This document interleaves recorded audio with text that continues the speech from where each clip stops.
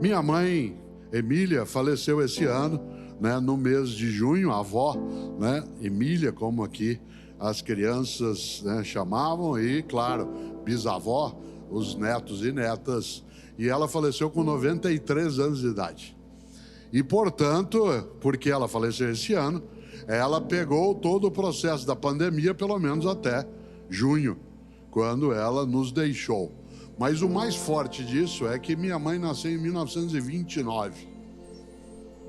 E todas as vezes, depois que se iniciou o tempo pandêmico, que eu às vezes ligava para ela, ou quando eu conseguia e podia visitá-la pessoalmente, porque no primeiro ano, 1920, né, é algo que estava longe, mas 2020 estava encostado, né, muito perto, com uma ameaça muito forte, que era exatamente a pandemia. Todas as vezes que eu podia ir vê-la pessoalmente, dado que ela tinha que ficar salvaguardada em relação à eventual contaminação, eu às vezes falava para ela, ou pessoalmente, ou por telefone, falando: mãe, tá difícil, viu?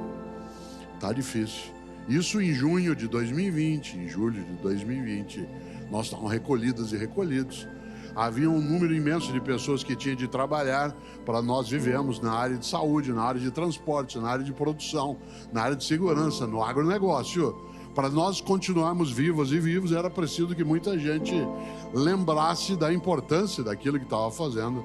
E quem podia ficar mais distanciado do dia a dia, como é o meu caso, pela natureza da minha atividade, que sou grato às pessoas que tiveram, sim, né, de nos proteger e cuidar com o seu trabalho cotidiano. Às vezes, claro, eu também ficava meio agoniado e ligava para ela e falava assim: mãe, tá difícil, viu? Ela dizia: filha, eu vou te contar uma coisa. Eu nasci, dizia ela, em 1929. Ela nasceu. Eu nasci em 1929, isto é, eu nasci 10 anos após o final da Primeira Guerra Mundial, quando havia ainda reflexos de desespero na economia, na convivência, o número de famílias enlutadas. Eu nasci, dizia ela, em 1929, 10 anos após o final da gripe espanhola, que matou milhões e milhões de pessoas pelo mundo afora a partir do vírus. Quando eu tinha 10 anos de idade, isto é, em 1939, quando ela tinha 10 anos, explodiu a Segunda Guerra Mundial. E quando eu tinha 10, 11, 12, a vida era mais difícil, havia restrição, né, de alimento, havia restrição de combustível, a economia estava em frangalhos, o mundo teve que se dedicar a um confronto imenso. E quando terminou a Segunda Guerra, em 1945, eu tinha 16 anos de idade, o mundo tinha perdido 55 milhões de pessoas na Segunda Guerra, inclusive na minha família.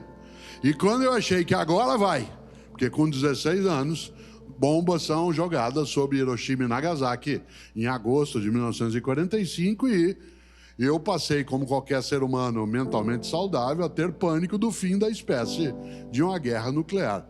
Quando eu, aos 16 anos de idade, imaginei que isso ia passar logo, aparece a União Soviética de um lado, a nação norte-americana do outro, e nós tivemos uma guerra fria de confronto possível de guerra nuclear de 1945 até 1990. Em 1990, filho, eu que nasci em 1929 já estava com 61 anos de idade. Falei, agora vai. Aí apareceu a crise do petróleo, a inflação de 2.000% ao ano. E agora, aos 91 anos de idade, que eu vou brincar com os meus bisnetos, que eu vou poder aproveitar um pouco mais. Vem essa pandemia e nos coloca cada um num canto. Por isso, vou te contar uma coisa. Você não viu nada. Quanto mais eu ando, mais registrado. Mas se eu não caminho, eu sou é nada. Por que ela contava isso? Para que a gente se consolasse? Ela contava para que eu me conformasse? Não. Ela contava para que a gente ganhasse ânimo para entender que se cada pessoa e todas as pessoas fomos capazes de fazer o nosso melhor, a gente segue adiante. Mas, se, por exemplo, no mês de março de 2020, como aconteceu, diante de algo aterrorizante, que é o vírus que ainda circula, Se todas as pessoas tivessem enfrentado a situação horrorosa, como algumas pessoas decidiram enfrentar, nós não estaríamos aqui essa noite em Florianópolis com tanta gente.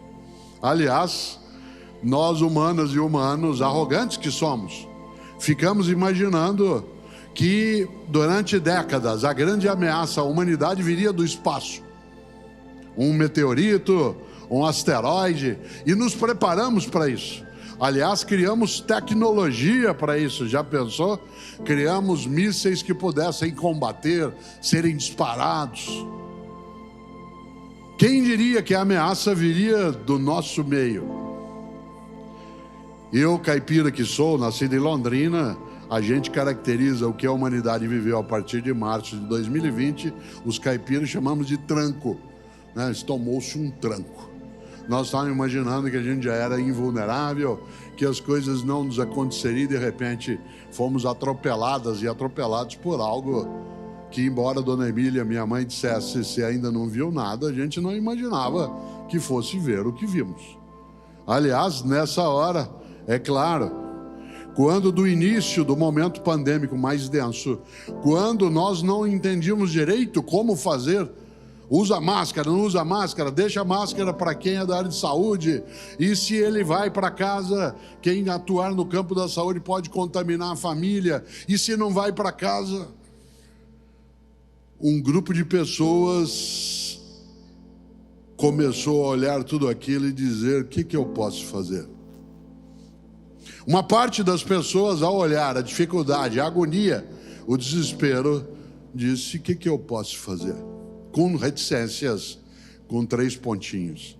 Ainda bem que uma parte das pessoas, em vez de usar a frase com reticências, com 3 pontinhos, decidiu nela colocar um ponto de interrogação. E no lugar de dizer: o que eu posso fazer, a questão se tornou questão e foi: o que é que eu posso fazer? Isto é, o que é que está ao meu alcance que seja feito? Uma coisa é você e eu, fácil uma dificuldade, e dizermos: o que eu posso fazer? De modo desalentado, desanimado, de modo fraquejado. Outra coisa é apresentar-se de maneira disponível e dizer: o que eu posso fazer? Isto é, cá estou. Para a tua sorte e para a minha, centenas e centenas de pessoas nesse país e fora daqui se dispuseram a não desistir, a ir buscar, a nos cuidar, a procurar aquilo que é a atenção de saúde. E quando se dizia: Cortella, não tem como fazer uma vacina em menos de 10 anos, nunca nós fizemos uma estrutura vacinal em menos de uma década, um grupo de homens e mulheres em vários lugares do planeta foi atrás. E cá estamos. Vários pereceram, várias pereceram, ficaram pelo caminho, pessoas que vários momentos quiseram desistir. A gente lembra da cena, a gente encostada, sentado no chão de hospitais, o desespero de outras pessoas que não conseguiam respirar em vários lugares. E nós cá estamos essa noite com centenas e centenas aqui, sabe por quê? Porque ainda bem que na humanidade há muita gente que acha que se alguma coisa tem de ser feita, então que ela seja bem feita. E o fazê-lo bem significa, acima de qualquer coisa, procurar alternativa, caminho, em vez de modo, como eu lembrava, desalentado, dizer: o que eu posso fazer?